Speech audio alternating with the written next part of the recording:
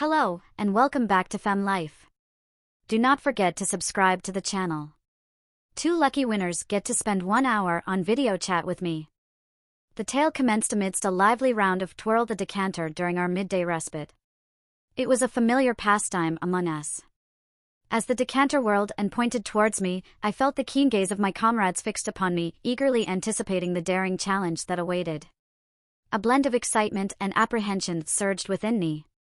While our midday diversion had always been innocent, brimming with playful dares like singing whimsical tunes or performing amusing dances, there was an unmistakable shift in the air this time.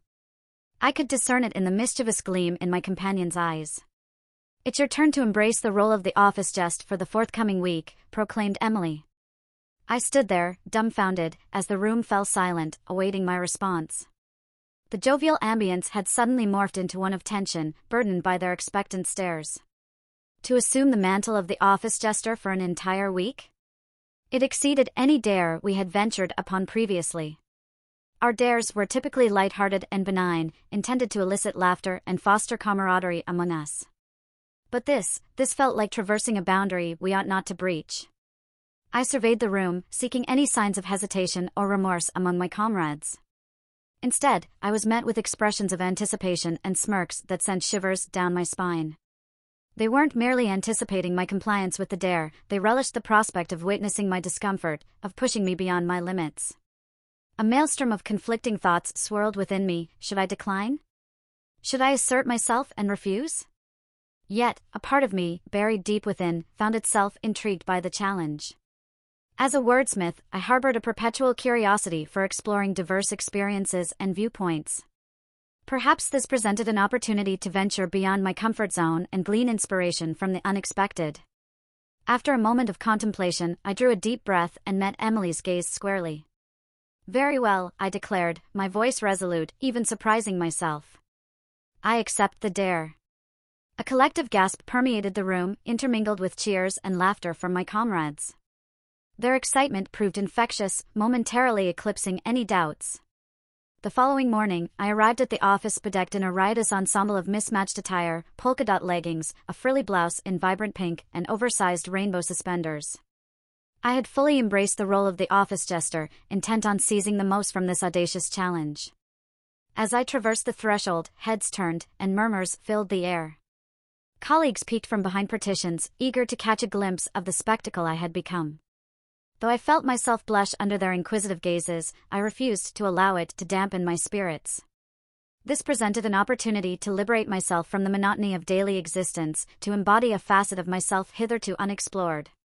And if it entailed enduring a few uncomfortable stares and snickers, then so be it. As the week unfolded, my colleagues gradually acclimated to my eccentric presence. Initially reticent to engage, uncertain of how to approach the situation, they soon found their curiosity piqued, and conversations flowed once more. It was as though my role as the office jester had dismantled barriers, fostering a deeper sense of camaraderie among us. Surprisingly, many began confiding in me regarding their own concealed desires and aspirations. The persona I had assumed became emblematic of liberation, inspiring others to embrace their idiosyncrasies. In a peculiar manner, donning the mantle of the office jester had metamorphosed me into a catalyst for personal growth within our workplace. Even Emily, the progenitor of this audacious dare, approached me one afternoon, a sheepish grin adorning her features. "I never imagined you'd follow through," she confessed, her tone tinged with admiration. "But I'm glad you did. Since you've exhibited such confidence, I dare you to present yourself tomorrow dressed as a maid and undertake all the office cleaning duties." I arched an eyebrow, taken aback by Emily's proposition.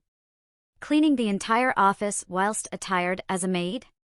It surpassed my expectations, yet deep down, I relished the thrill of pushing my boundaries once more. "Very well," I replied, a mischievous grin playing upon my lips. "Consider it accomplished." The ensuing day, I arrived at the office bright and early, prepared to assume my new role as the office cleaning maid. I had spared no effort, clad in a frilly ensemble of black and white, complete with a lace apron and a feather duster in hand. As I traversed the premises, tidying desks and polishing surfaces, amused glances and stifled chuckles trailed in my wake. Yet, something had changed.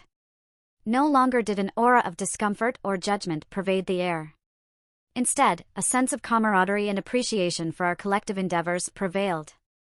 Throughout the day, colleagues jestingly requested additional cleaning services or engaged in discourse regarding their clandestine desires and dreams. I transcended the roles of mere office jester or cleaning maid. I became a confidant, a repository for their innermost secrets and aspirations.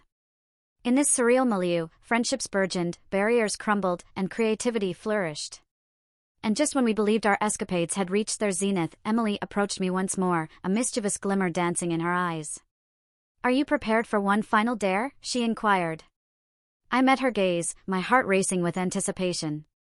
Whatever she had in store would undoubtedly push the boundaries of our exploits, yet I was prepared. Together, we had forged something extraordinary, forging bonds stronger than ever before. "Bring it on," I declared, a twinkle in my eye mirroring Emily's mischief. "I'm prepared for anything." A grin graced her features, her excitement palpable. "Very well, here's the dare," she began, leaning in closer. "We shall organize an office talent showcase. And you, my friend, shall take center stage, presenting a drag performance for all present." I couldn't suppress a laugh at the audacity of Emily's dare. Hosting an office talent showcase and performing a drag act? It constituted the perfect culmination of our audacious exploits throughout the week.